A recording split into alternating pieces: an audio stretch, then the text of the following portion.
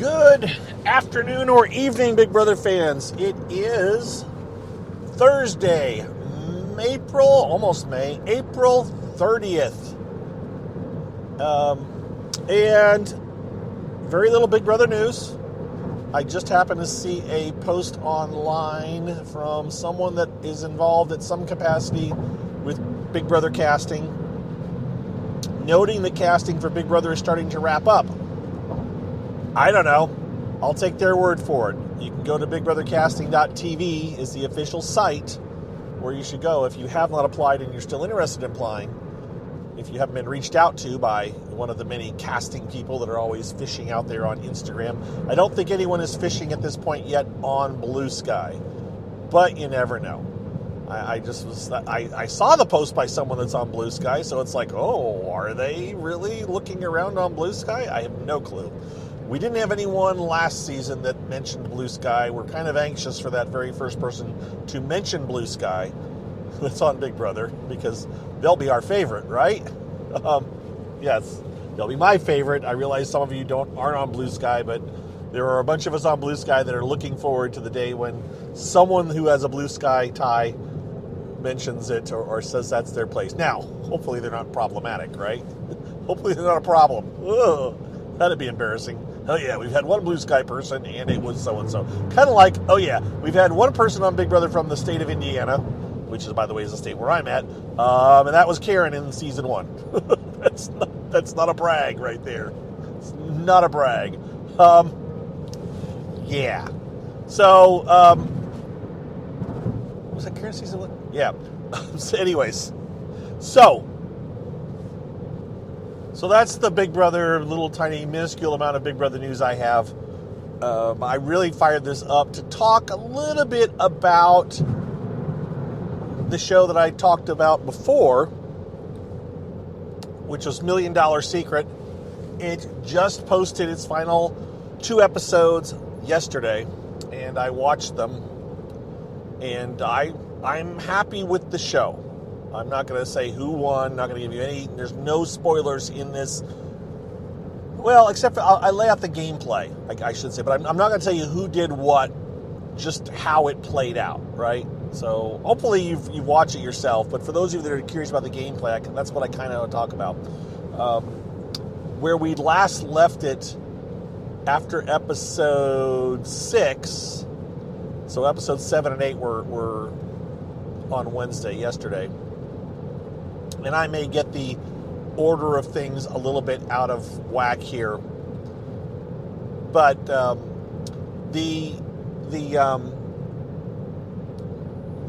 know what you call them, the house guests, the guests at the hotel, because they're staying at a fancy hotel in Canada. The previous week, the end of the show showed that the millionaire was going to be selected randomly, right? There was going to be a new millionaire, and it was going to be selected randomly. And so the end of last week's episode, the last episode from last week, ended showing the 6 remaining people looking at their boxes and starting to open them, but you didn't know who got it. Well, they revealed it at the beginning of the first episode of the 2 that were on yesterday, and you saw who got it, and so you know that they ended up meeting with the host, who, I have a comment about that in a second. The host, they meet with the host, and he gives them a task. He says, if you don't complete the task, you'll get 2 votes against you. If you complete the task, you get what they call a kill shot, assuming you survive the dinner. The dinner is the round table equivalent from like the Traitors, or the immunity, or the tribal council on Survivor, right?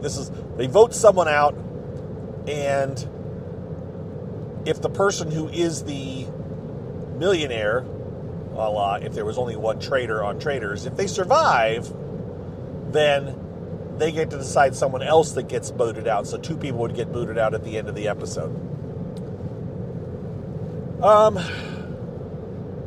I won't tell you how that played out, other than I'm not going to tell you whether they got 2 or 1 or whatever.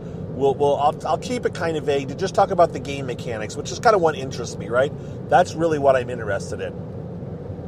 So then they have their competition where someone's going to get a secret revealed to them. If one person gets a clue towards who the millionaire might be. And it's a big game of croquet. A secret millionaire or million dollar secret version of croquet. And so, by the way, if I ever say secret millionaire, and I've already done this multiple times, the show is called $1 Million Secret. And there is a show out there called Secret Millionaire, but it's totally different. And so, pardon my mistake, but I do have a problem with that, and I keep flipping it. So, it's a version of croquet, and it's a process of elimination. They have 3 stages of elimination. They go from 6. 2 people get eliminated because they're the worst 2 players, as it were, at playing this croquet. And then it's down to 4. And when it got to 4, they were each randomly given a token, or I'm sorry, a superpower that they didn't know exactly what it was, but they were each given a unique superpower. By the way, these were randomly assigned. And let me step aside from this for a millisecond to go back to Big Brother, because I recently I was going through my old Big Brother gossip shows with Scott and Colette. I was listening to some of them, and I came across a moment during Celebrity Season 2 where we actually got to hear the chip draw. We got to see it too, but I don't have video. We only have the audio. See and hear the chip draw for one of the Power Veto competitions. And it happened to be when they were already down to 6. They were down to the final 6. So there was no, or the final 5 or 6. So there was no, everybody got to play. So they were just drawing to see the order that they played in. And it was kind of interesting because it was like, oh, well, you can hear them going for the chips. And as it happens, Heath Lumen from Big Brother, the Big Brother games coordinator or games producer, or whatever you want to call it, for a good chunk of the Big Brother thing. He's stopped now. He's not with Big Brother anymore, but he was for quite many years. His voice is the one that we hear talking to the house guests as they work through this and get this process done. So I loaded that up I posted that audio with just a video image so that you could do it to Blue Sky yesterday to kind of share it, or the day before, whenever it was. And why I say all this is because, as a reminder, Heath Lumen, who I just mentioned, is one of the people involved in making the games or the competitions this season on $1 Million Secret. He didn't do it last season. They brought him in this season, and he's been doing it. So he's, in theory, in charge. He's one of the people that came up with this croquet game and these powers and these things. So it was a fun little game to watch. Went from 6 down to 4. They got special powers that they could play. Once of the 4, it got eliminated down to 3. And so of the final 3, then you ended up with 2 people. So you ended up, out of the original 6, 2 people were able to go to the I don't know, what do you call it, to the manager, the hotel manager's office, and from there, usually they decide one person of the 2 or one person of the 4, or however many people get to go, gets to have a clue revealed. And that's what happened. They were told, one of you gets a clue. Neither of them wanted to budge.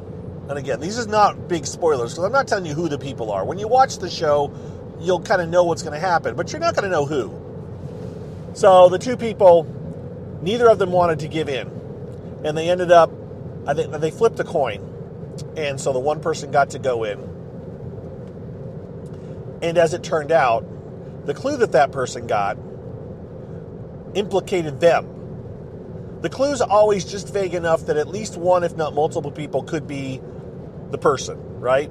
And in this case, the clue was implicated the person who was getting the clue and possibly other people. But it was vague enough, the clue that they got was vague enough so that they were going to have to go out there fishing to try to figure out who it was. Kind of like the one from earlier in the season where it was, this person was born the same year as these movies came out.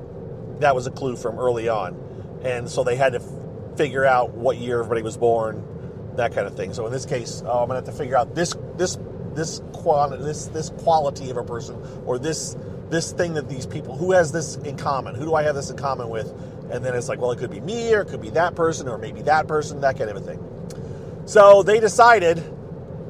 They actually came out and told the other person, look, I trust you. Here's the clue I got. The problem is it implicates me.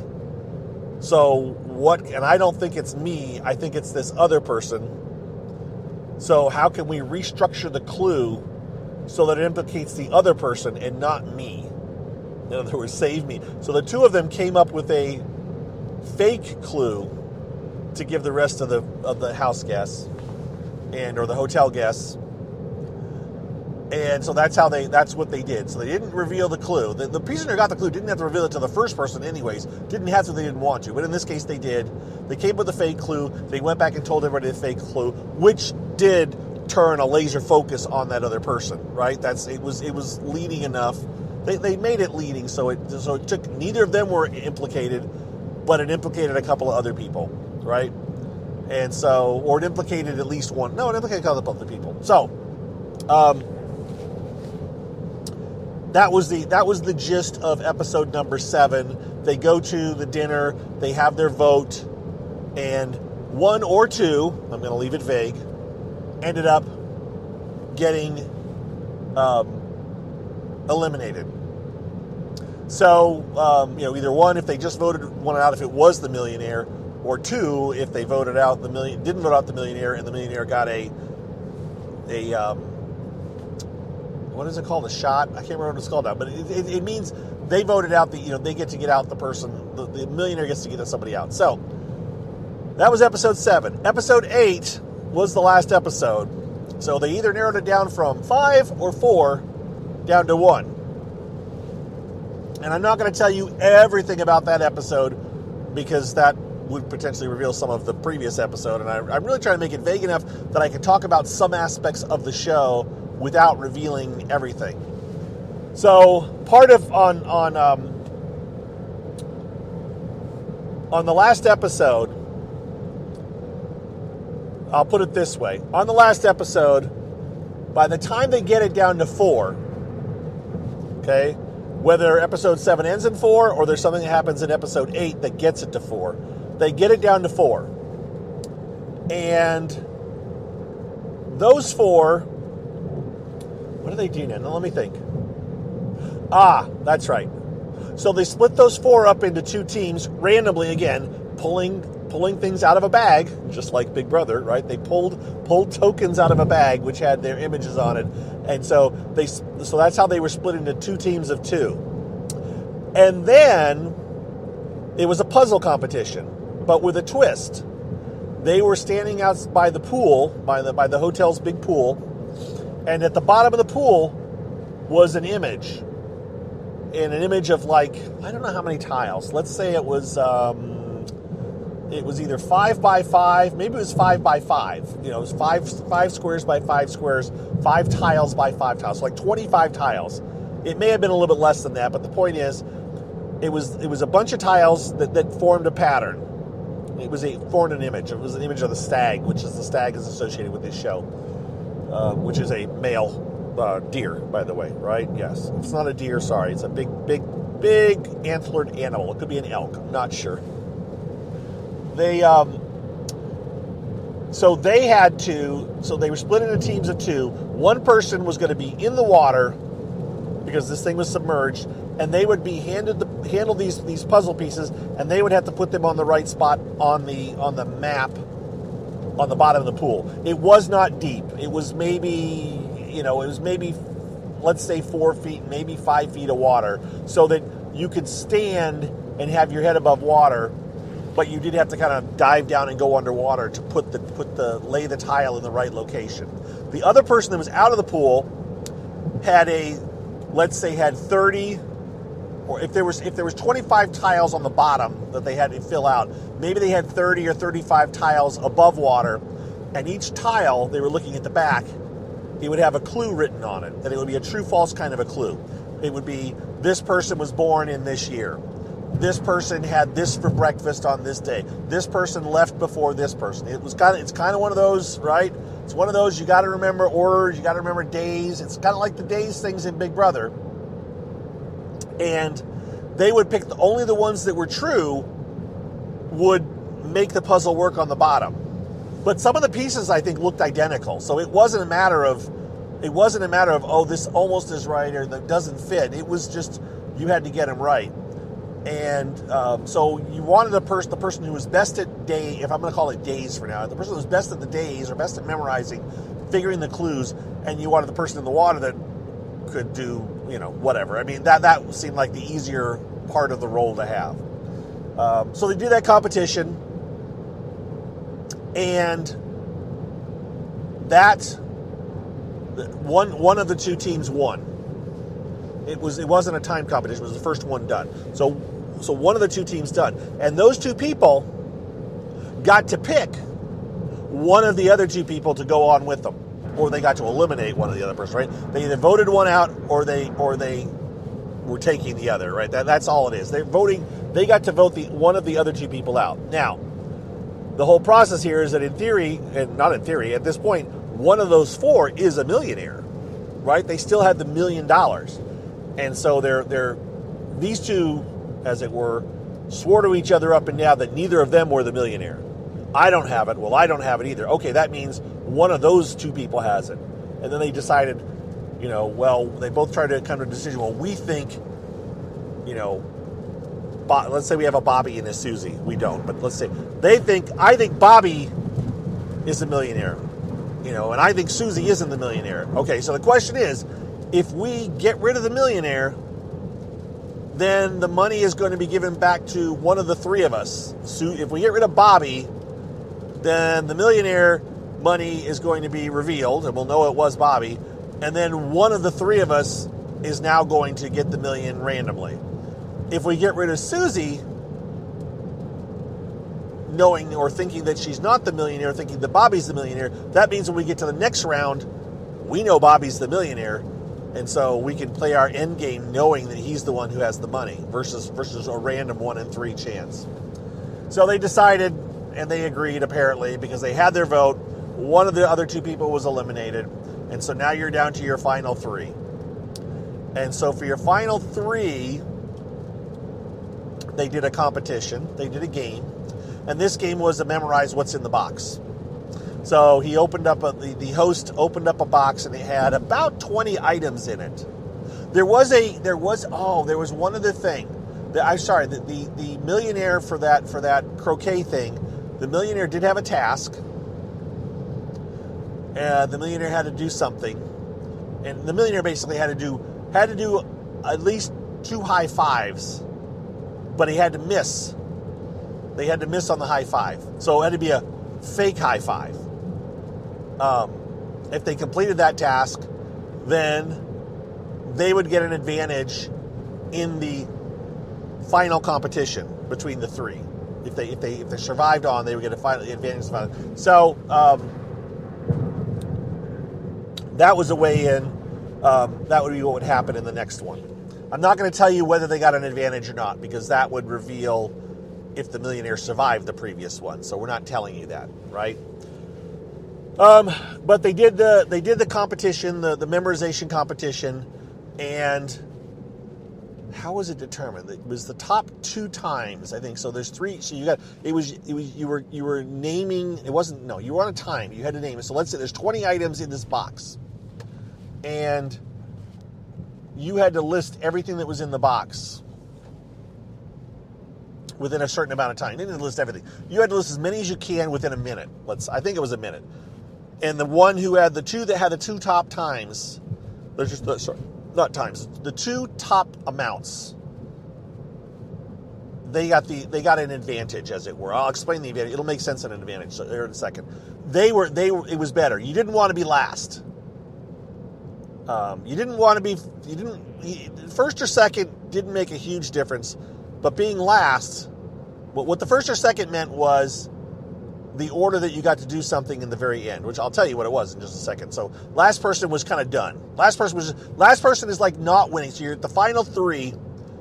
And getting last is the same as not winning either of the two competitions in Big Brother in the finals. You're just kind of sitting there on your hands and knees like, I don't know, I'm at your guys' mercy.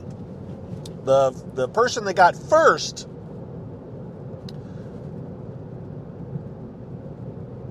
okay, now I'm remembering how. So the person that got second, So after they're done. Sorry, I know. I'm sorry. I apologize. I'm getting rambly. The last competition, or the last thing was, there was the room. They had a pedestal with the 3 final chests on it, each person's box, and one of them was had $1 million in it, and the millionaire knows which one it's in. The other 2 are going to suspect one of the other people because they know they don't. So you got to switch boxes if you want to, or not switch boxes if you want to. You were alone in the room. The person who got third didn't get to do anything. They just had to sit and wait out in the lobby.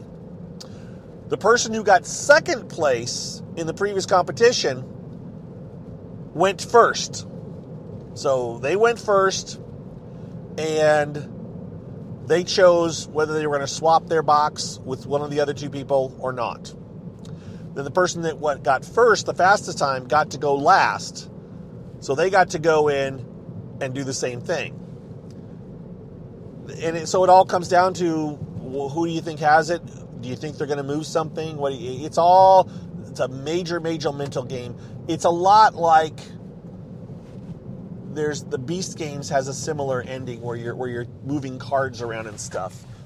Similar kind of thing. It's not exactly the same, but there's a lot of bluffing and liar's poker and all kinds of stuff. And so that is how the winner was determined. I'm trying to remember what other game they've done this kind of a similar thing to. Maybe I'm thinking of the first season of Millionaire, that the end was kind of the same. But that's how it ended. After the 2 people had swapped boxes, which they let you see what the first person does, but they don't let you see what the second person does. Which means we knew who the millionaire was. So we know when the first person went and moved the boxes around, we knew where the $1 million was. Whether it got moved or not, we knew where it was. And then they didn't let us see what the last person did. So we didn't know either. We're like, we don't know where it went. And then they all opened their boxes at the end, and the person that won saw the $1 million in their box, and they won. So that's how they won the $1 million. So that is the spoiler-free version of my recap of $1 Million Secret. It was good. I enjoyed it. The drama, it gets really tense at the end because all these people want the $1 million. So, yeah, it was good. I enjoyed it. I will watch that definitely next time it's on. It's got me. I think I liked it the first time around, but I think I liked it better this time. So, you should check it out if you haven't. It's on Netflix. All 8 episodes are on. You can binge watch it. It's pretty binge watchable. And there's actually not a whole lot of downtime where you just want to get to the next part. There was a few times where there was, but there's always something going on that is, relevant to watch. Is the person going to complete their task? Or, that kind of a thing. So check it out. And that's it, guys. That's what I had for tonight. And I hope you're well. Thank you for listening. And I'm not sure when I'll talk to you all next, but I will sooner or later. All right? Take care, everybody. Bye-bye.